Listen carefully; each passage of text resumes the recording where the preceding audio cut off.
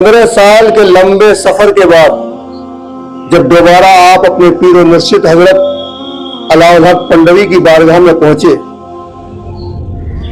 तो उस वक्त सफर का कपड़ा आप तब्दील कर रहे थे। कपड़ा तब्दील करने के दौरान दरवाजे में दस्तक हुआ, ये आपके पीर और मुर्शिद ही थे। अंदर से आवाज आई, कौन? तो आपने फरमाया अलाउल हक। इतना कहना था कि फौरन आपने दरवाजा खोला तो अलाउल हक पंडवी ने फरमाया, अशरफ, ये कमरबंद जो बांध रहे हो इसको जरा मजबूती से बांधना।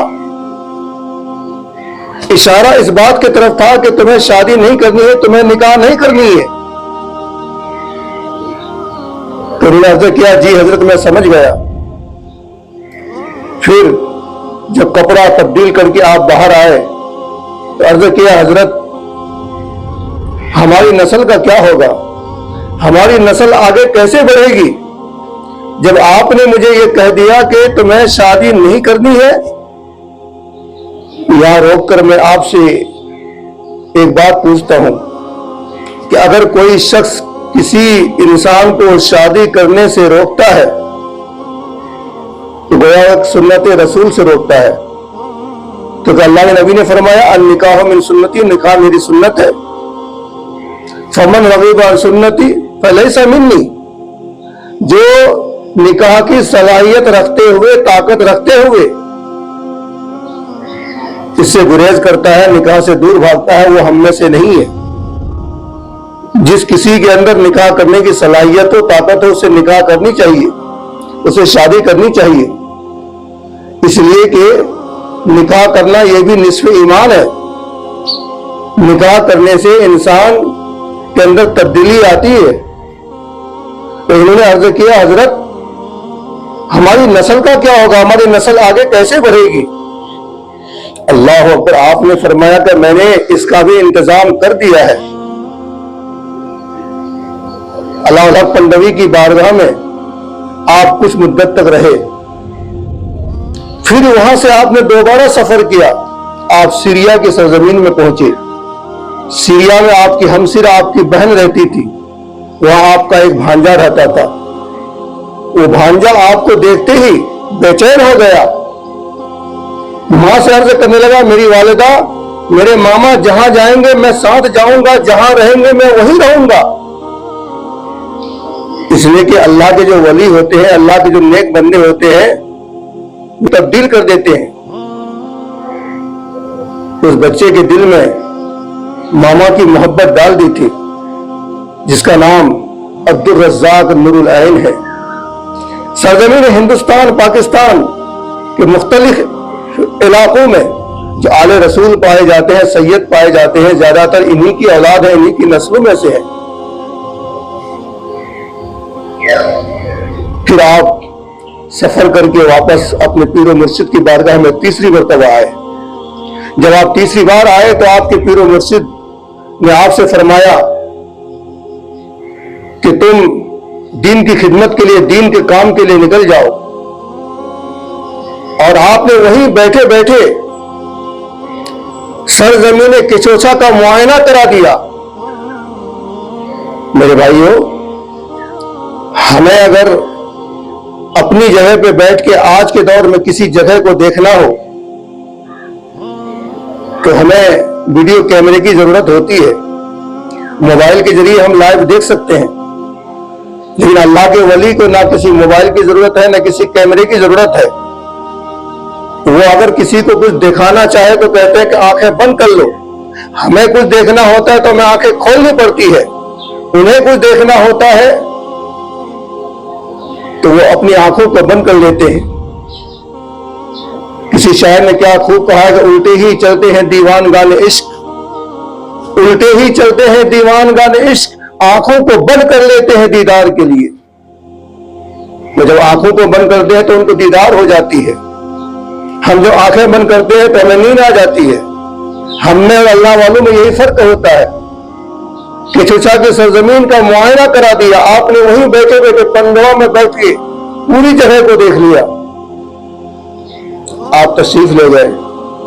जब सरजमीन केशोचा पहुंचे अपने चंद मुरीदों के साथ, तो देखा कि वहां एक तालाब है। तालाब के इर्द गिर्द 500 जोगी रहते हैं। 500 जोगी।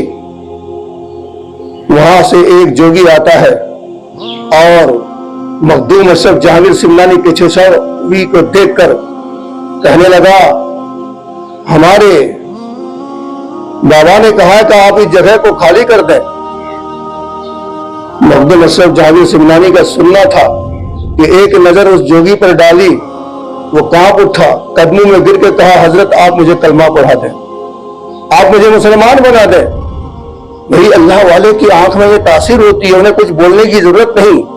जब किसी पर निगाह डाल, वहीं से उनकी दुनिया बदल जाती है। उनकी दुनिया बदल गई। कहा, हजरत कलमा पढ़ा दीजिए, अपना मुझे गुलाम बना दीजिए। आपने कलमा पढ़ाया और नाम उसका जमालुद्दीन रखा।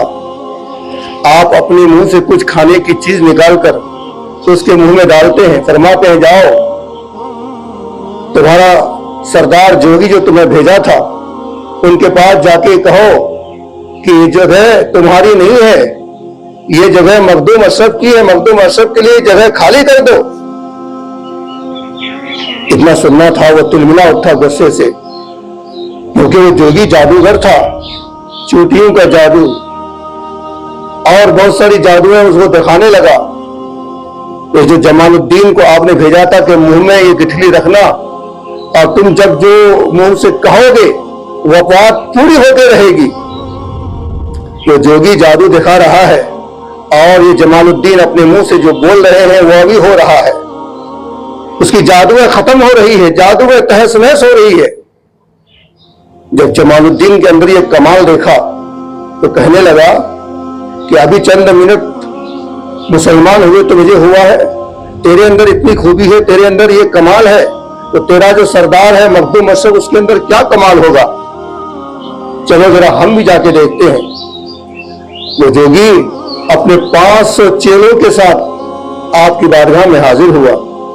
आपको देखते ही सभी के सब मुसलमान हो गए। मखदूम अशरफ जहांगीर सिमनानी केशोचावी का मजार जहां है, आज भी वहां एक तालाब पाया जाता है। वहां की कुछ पाबंदियां हैं। उस तालाब में नहाने वाले, गुस्ल करने वाले मर्ज से निजात पा जाते हैं, बीमारियों से निजात पा जाते हैं। उस तालाब में गुस्ल करने के कुछ आदाब और तरीके हैं। कोई भी शख्स उस तालाब में नापाक दाखिल नहीं हो सकता। उस तालाब में उतर के कोई गुस्ल नहीं कर सकता है। तालाब से पानी भर के किनारे गुस्ल किया जाता है। उस तालाब के पानी को पीने वाला बहुत सारी बीमारियों से निजात पा जाता है। वह तालाब के अंदर आज भी वही करामतें मौजूद है जो मखदूम अशरफ जहांगीर सिमनानी के जमाने में था। बस फकत हमारे दिल में अकीदत होनी चाहिए, मोहब्बत होनी चाहिए। मखदूम अशरफ जहांगीर सिमनानी आखिरी अय्याम उनके हैं। आप एक दिन अपने एक मुरीद के साथ मगरिब की नमाज पढ़ने के लिए रवाना हुए तो आपके हाथ से एक तस्बीह गिर गई। तस्बीह का दाना इधर उधर बिखर गया। आपने अपने मुरीद से फरमाया, दानों को रहने दो, पहले हम नमाज पढ़ने के लिए चलते हैं। जब आप नमाज पढ़ने के लिए गए, नमाज से फारिग हुए, तो आपके मुरीद ने कहा, हजरत हमारे हाथ से जो तस्बीह गिर गई थी, हम क्या उनके दानों को चुन के लाए? आपने फरमाया, लेके आओ। जब दानों को चुना गया तो 99 दाने थे, एक दाना कम था। मखदूम अशरफ जहांगीर सिमनानी ने तमाम दानों को एक धागे में पिरो दिया। अब 99 दाने की तस्बीह है, आपने गांठ लगा दी। दूसरे दिन वो मुरीद आया, कहने लगा, हजरत वो एक दाना भी मिल गया। आपने फरमाया, इस दाने को मैं तस्बीह में नहीं लगाऊंगा, जाके इसे दफन कर दो। हजरत का जहां मजार है उसके करीब में से दफन कर दिया गया। वहां से एक खजूर का पेड़ उगा, इसलिए कि हजरत के तस्बीह में जो दाने लगे हुए थे वो किसी और चीज के नहीं बल्कि खजूर के दाने की तस्बीह थी। उसमें सुराग था। वो जो पेड़ उगा था उसमें जितने फल पकड़ते थे, जितने तमाम खजूर की गिठलियों में सुराग होता था। ये हजरत मखदूम अशरफ जहां की करामत थी। ये भी उनकी एक बहुत बड़ी करामत थी। मखदूम अशरफ जहांगीर सिमनानी कछुचवी इंतकाल से चंद दिन पहले खुद अपनी हाथ से आप कब्र खोदते हैं। एक चीज याद रखो, हम जैसे लोगों को अपनी कब्र खोदने की इजाजत नहीं है। अपनी कब्र पहले से बनाने की इजाजत नहीं है। अपनी कब्र पहले से बनाने की इजाजत नहीं है, इसलिए कि हमारी मौत कहां होगी हमको पता नहीं। लेकिन जो अल्लाह के खास नेक बंदे होते हैं उन्हें उसकी खबर होती है। चंद दिन पहले आप अपनी कब्र खुद तैयार करते हैं और इंतकाल से 2 दिन पहले अपनी कब्र में उतर के एक रिसाला अशरफिया आप लिखते हैं। फिर मखदूम अशरफ जहांगीर सिमनानी कछुचवी कलमे शहादत पढ़ते हुए इस दुनिया से इंतकाल फरमा जाते हैं, रुखसत हो जाते हैं। अपने वक्त का कुतुब हो, अपने वक्त का बादशाह हो, अपने वक्त का वली हो, सबको ये दुनिया एक दिन छोड़नी होती है। आज दुनिया से रुखसत फरमा गए। आज भी उनके मानने चाहने वाले हजारों लोग मौजूद हैं।